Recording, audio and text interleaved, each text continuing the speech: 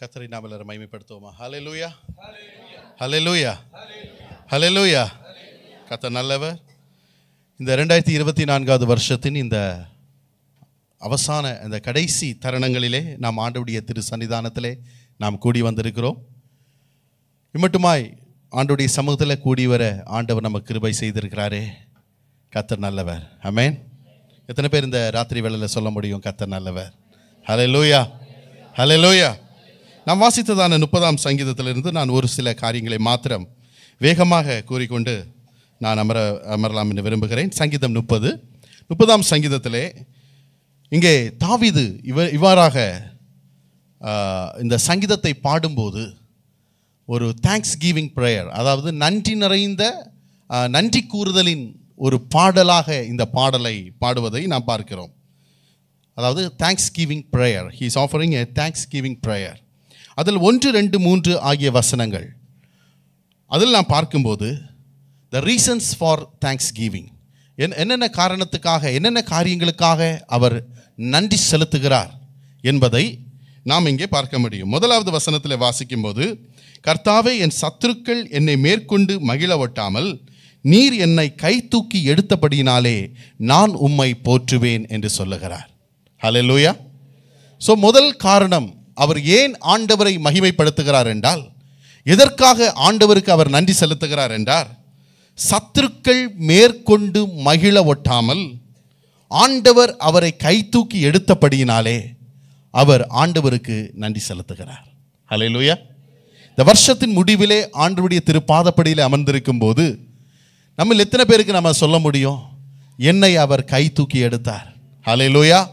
எத்தனையோ தருணங்கள் சத்துருக்கள் நம்மை மேற்கொள்ளும்படியாக, சத்ரு நம்மை பரியாசம் பண்ணும்படியாக, சத்ரு நம்மை தாழ்த்தி போடும்படியாக, சத்ரு நம்மை தகர்த்து போடும்படியாக எத்தனையோ சூழ்நிலைகள் நமக்கு எதிராய் வந்த போதிலும் அவர் சத்ரு மேற்கொள்ள விட்டாமல், சத்ரு நம்மை மேற்கொள்ள விட்டாமல் அவர் நம்மை கை தூக்கி எடுத்தபடியால் இந்த ராத்திரி வேளையிலே ஆண்டவருக்கு நாம் நன்றி செலுத்த கடனாளிகளாக இருக்கிறோம். ஹல்லேலூயா, ஹல்லேலூயா, ஹல்லேலூயா.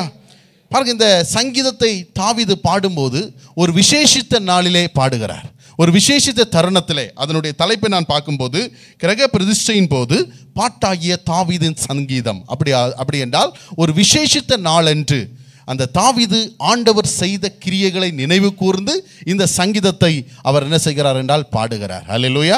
இந்த சங்கீதத்தெல்லாம் பார்க்கும்போது, ஆண்டவரே எனக்கு ஆசீர்வாதத்தை தாரும், எனக்கு அதை தாரும், இதை தாரும் என்று சொல்லி கேளாமல் ஆண்டவருக்கு அவர் ஆண்டவர் நடத்தி வந்த பாதைகளை, ஆண்டவர் அவரை கொண்டு வந்த பாதைகளை எண்ணி ஆண்டவருக்கு நன்றி செலுத்துகிற ஒரு அனுபவத்தை தான் இந்த சங்கீதத்தில் நாம் பார்க்கிறோம். பாருங்க, முதலாவதாக சத்ரு மேற்கொள்ள விட்டாமல் ஆண்டவர் கை தூக்கி எடுத்தபடினாலே ஆண்டவருக்கு நன்றி செலுத்துகிறார். இரண்டாவதாக நாம் பார்க்கும்போது அவர் சொல்லுகிறார் இந்த செகண்ட் வேர்ஸ், 2வது வசனத்தில், என் தேவனாகிய கர்த்தாவே, உம்மை நோக்கி கூப்பிட்டேன், நீர் என்னை குணமாக்கினீர். ஹல்லேலூயா.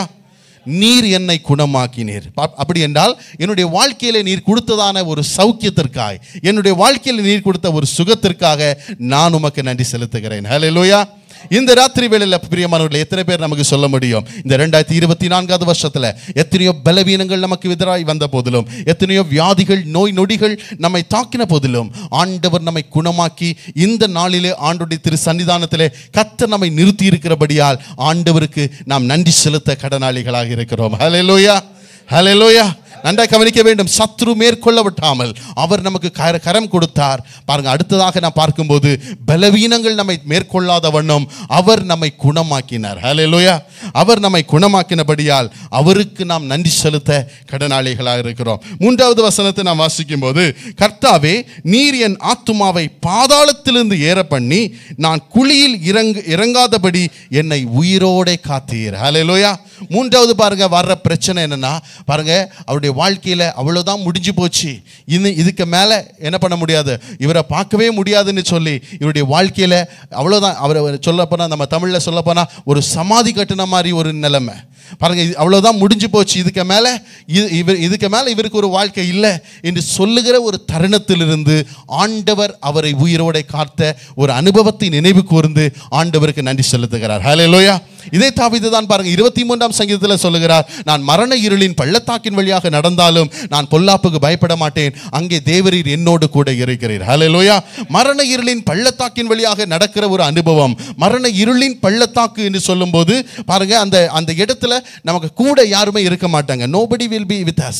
யாரும் நம்ம கூட இருக்க மாட்டாங்க. நம்ம தனித்து விடப்படுகிற சில சூழ்நிலைகள் நம்முடைய வாழ்க்கையில பாருங்க, அது போல தனித்து விடப்படுகிற சில சூழ்நிலைகளிலும் கர்த்தர் நம்மோடு கூட இருக்கிறார். ஹல்லேலூயா.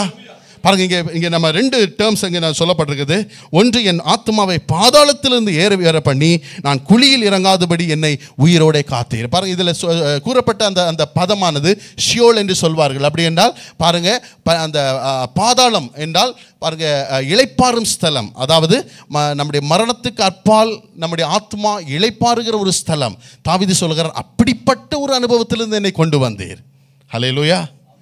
அப்படின்றால் நம்முடைய பாருங்க, நம்ம எத்தனை பேருக்கு நம்ம சொல்ல முடியும் அப்படிப்பட்ட ஒரு அனுபவம், தனித்து விடப்பட்ட அனுபவம், பாதாளத்தில் இறக்கி விடப்பட்ட ஒரு அனுபவம்.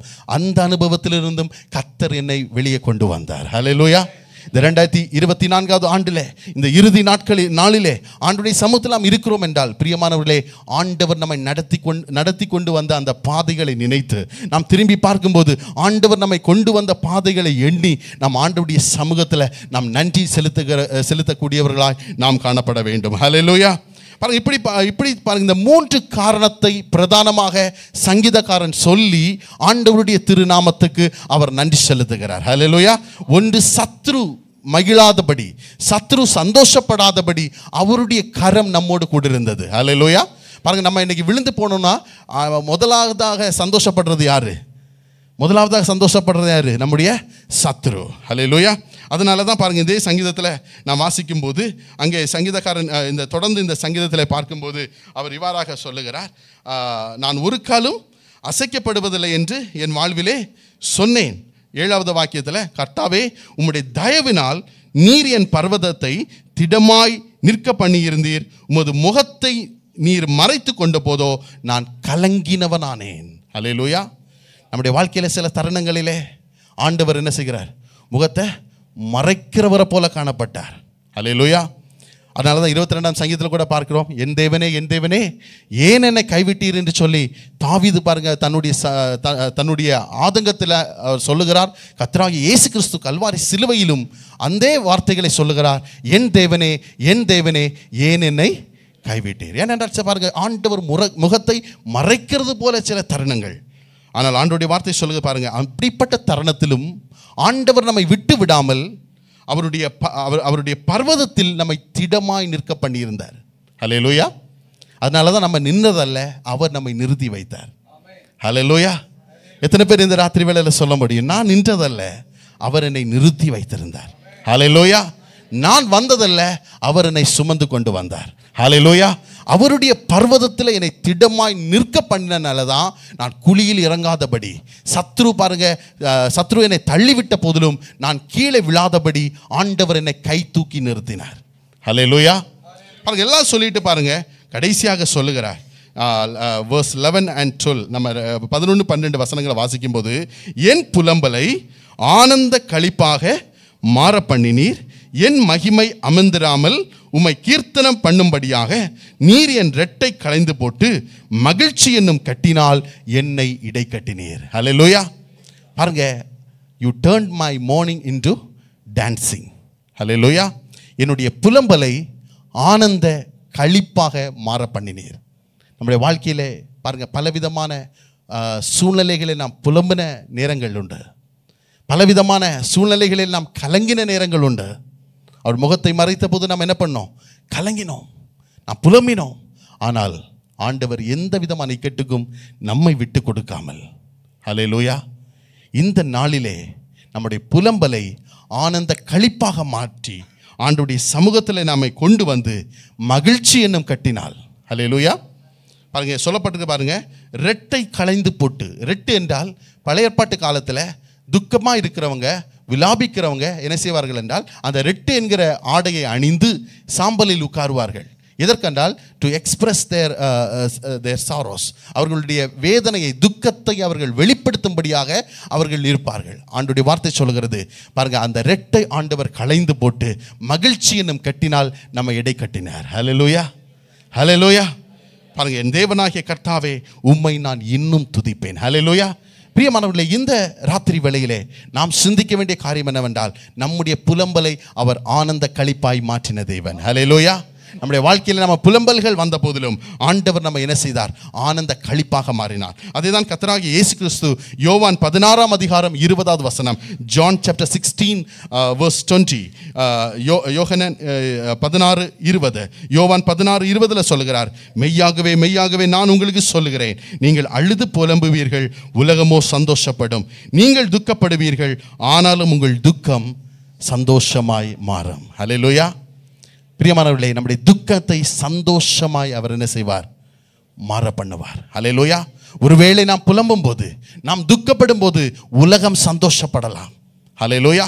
கர்த்தருடைய பிள்ளைகளாக இருக்கிற நாம் கலங்கும் போது உலகம் ஒருவேளை சந்தோஷப்படலாம். ஆனால் ஆண்டவர் சொல்லுகிறார், அந்த சந்தோஷம் ரொம்ப நேரம் நீடிக்காது. ஹல்லேலூயா. ஆண்டவர் சொல்லுகிறார், உங்கள் துக்கம் எப்படி மாறும்? சொல்லுங்க, சந்தோஷமாய் மாறும். ஹல்லேலூயா. your sorrows will turn into joy. உங்கள் துக்கம் சந்தோஷமாய் மாறும். அதேதான் இங்கே நாம் பார்க்கிறோம், என் புலம்பலை ஆனந்த களிப்பாய் மாறின தேவன். ஹல்லேலூயா, ஹல்லேலூயா. பிரியமானவர்களே, 2024 வருஷத்தில் ஒருவேளை நாம் துன்பங்களை, கஷ்டங்களை, துன்பங்களை, புலம்பலை நாம் கண்டிருந்தால், பிரியமானவர்களே, 2025 ஆண்டில் அதுக்கு நிகராய் ஆண்டவர் நமக்கு அதுக்கு நிகரான சந்தோஷத்தையும் சமாதானத்தையும் ஆசீர்வாதத்தையும் கர்த்தர் நமக்கு தருவாராக. ஹல்லேலூயா. ஏனென்றால் ஆண்டவருடைய வார்த்தை சொல்கிறது, துன்பத்தை கண்ட வருஷத்துக்கு சரியாய் நம்மை மகிழ்ச்சியாக்குற கர்த்தர். எத்தனை பேர் நம்புறீங்க?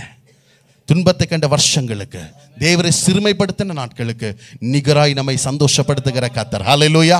ஆகவே இந்த 2024 நாம் வடித்த கண்ணீர்கள், நாம் பட்ட பிரயாசங்களுக்கு இந்த 2025 ஆண்டு நமக்கு ஒரு ஆசீர்வாதமாய், நம்முடைய விதைகளை அறுவடை செய்கிற வருடமாய் வருகிற 25 ஆண்டு மாறுவதாக கர்த்தர் தாமே இந்த வார்த்தைகளால் உங்கள் ஒவ்வொருவரையும் ஆசீர்வதிப்பாராக. ஆமென்.